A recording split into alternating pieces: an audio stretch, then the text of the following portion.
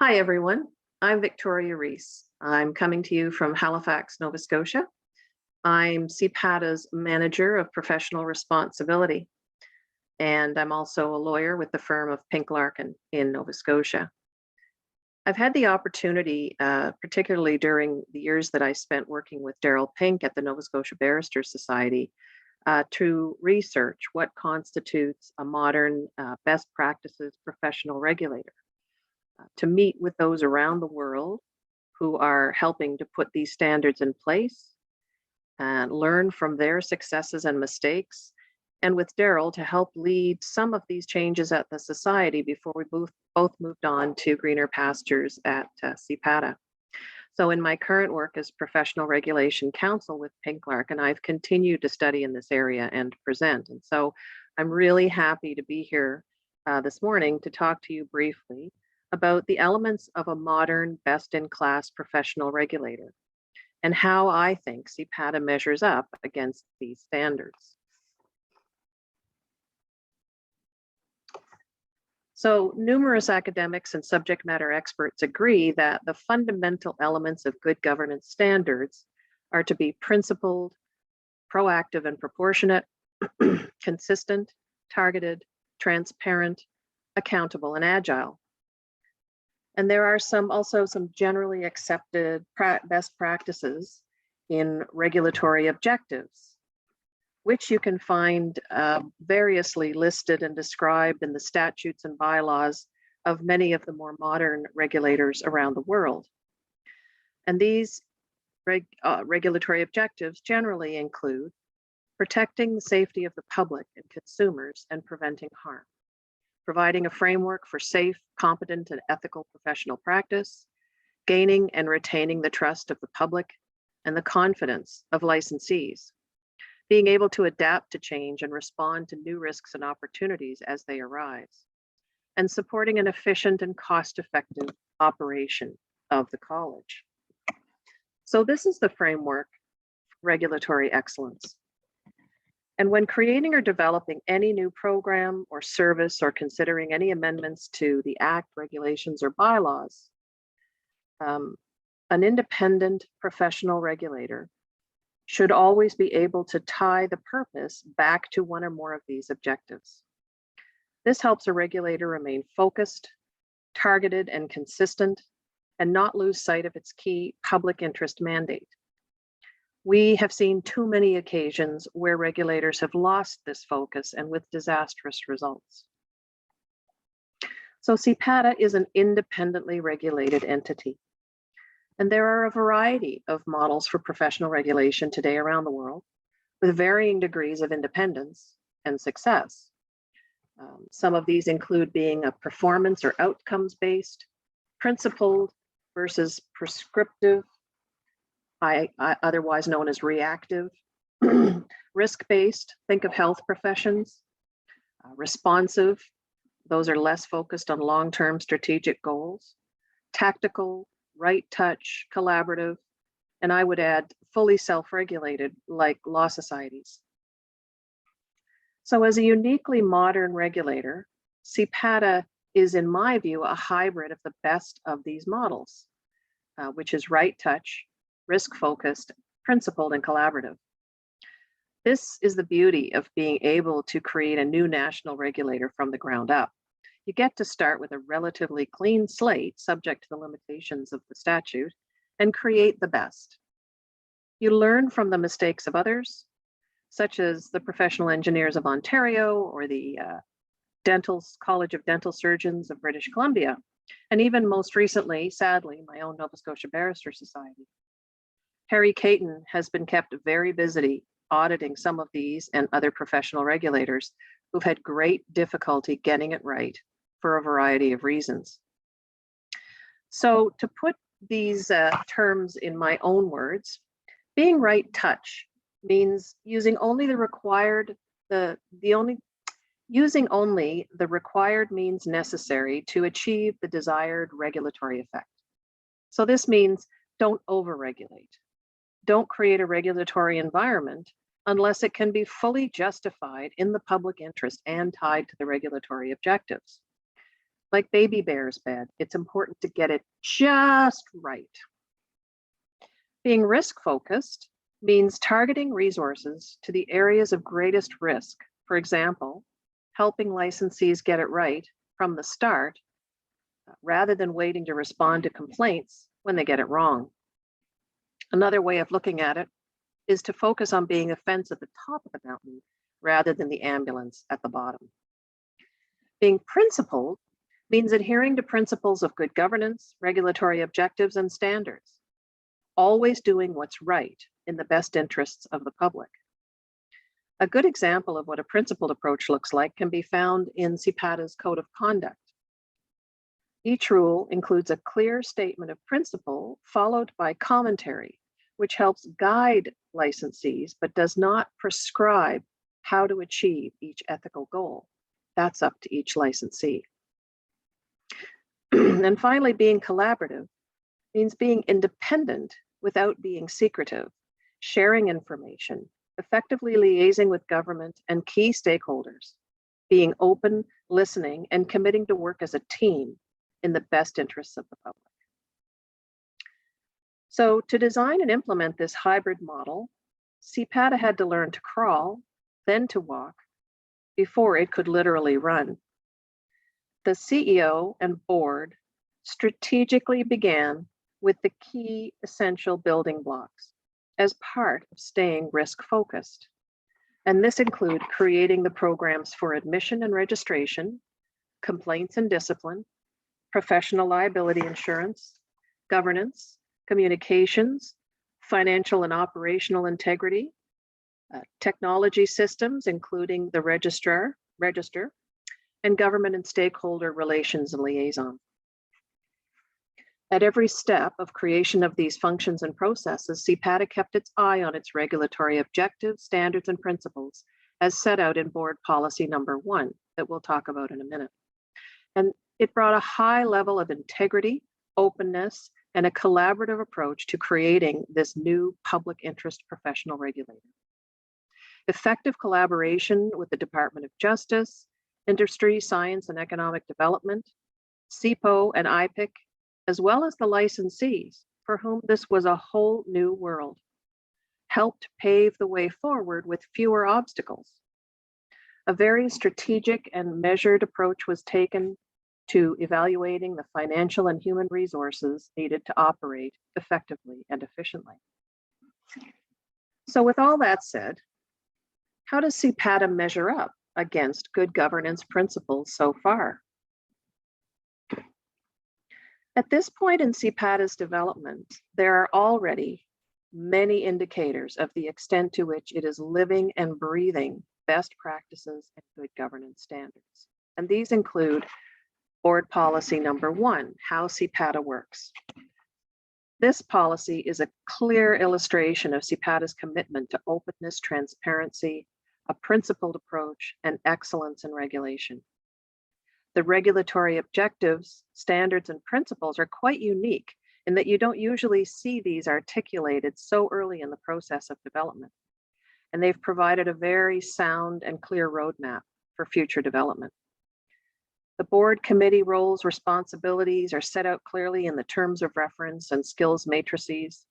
And these demonstrate, again, a commitment to consistency, accountability, licensee and non-licensee participation, and strong experienced leadership. The independence of CPATA's regulatory programs is enshrined in the registration, complaints, and discipline processes, policies, and this is fully respected by the board. And it really amazes me how many current regulators still have board members serving as adjudicators. This is a recipe for appeals. This is not something that's going to be a problem for CPATA. The role of the board, as compared with the CEO, registrar, and staff. There's a clear demarcation between board policy work and their independence from involvement in regulatory decision-making. The board is leading CPATA at a high level while supporting the CEO, registrar, and management in operationalizing these policies. As a national organization and as a startup, as I call it, required to operate in both official languages, it was essential that a highly professional, skilled, and experienced team of staff was hired and developed. And only with such highly professional staff, consultants, and subject experts has CPATA, frankly, in my opinion, been able to achieve the level of success that it has. The board's recognition and full support of this goal has made all the difference. Stakeholder consultation has been and continues to be consistent, extensive, and ongoing.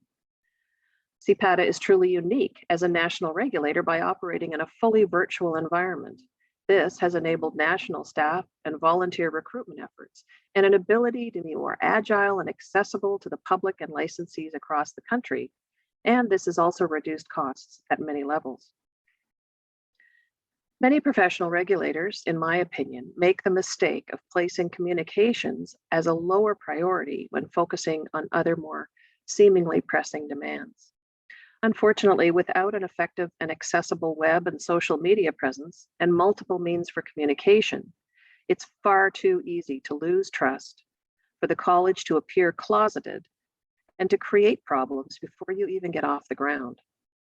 After a few bumps at the start, CPATA has developed a very strong publications and communications program, which is compliant with all federal standards and provides excellent resource information for the public and licensees. All of CPATA's policies, programs, services, and the board's work has been fully transparent and public from day one. Registration and trainee requirements adhere to FARPA, the Fair Registration Practices Act, and when regulatory decisions are made, trainees, licensees, complainants, and others receive full written decisions with explanations. Board meetings and minutes are made public. And all terms of reference for the board and committees, as well as the committee appointments themselves, reflect the priority that CPATA places on equity, diversity, and inclusion throughout the college, its programs and activities. And finally, privacy and official languages statutes created areas that needed great attention over the last number of months, in the early days in particular. But I can safely say that all required standards, regulations, and training requirements are being met. So if we look at CPATA at a deeper operational level, we can see additional examples of what a modern professional regulator should look like. The registration processes of CPATA for licensing and registration are clear, accessible, fair, with good decisions being made efficiently and with written reasons at all levels. Significant time and resources are being devoted to articulation and eventual testing of accurate, supportable, competency-based standards to be reflected in the training and examination processes. This enhances the reputation of the profession as well as the regulator and increases skill and competency of licensees in the public interest.